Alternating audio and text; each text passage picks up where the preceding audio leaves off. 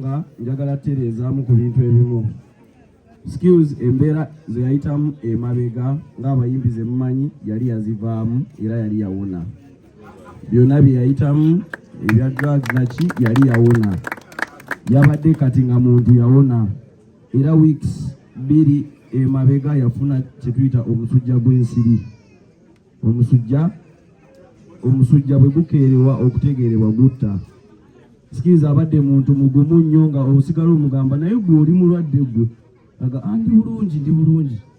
Mpaka we twamugamba nedda leero tukukebera ogenda okusanga nga alina omusujja.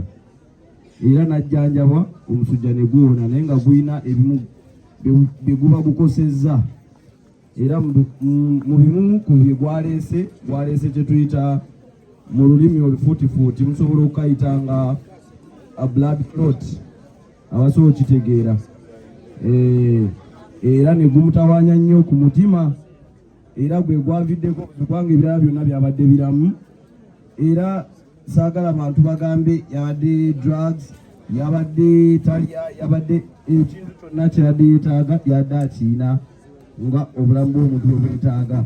Ate abalala mubeera waka naye yabadde ku basawo abakugu 3 balamba nga tebamuvaako ku lusegere. Taata we yabaddewo kirungi, yalabye buli kimu.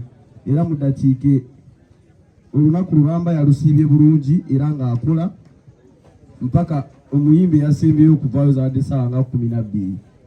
Nina omutwalira emmere ku ssaawa emu kitundu awo nsanga nga amaaso gagenda nemuyita ngenda omusitula nemutasigala engumya ndyoke ngenda okulaba ng'agwa. Rojakenti yabaddewo ne tutandikira awo wennyini awo mu ddiiro ne tumuteekako buli kimu ekyetaagisa.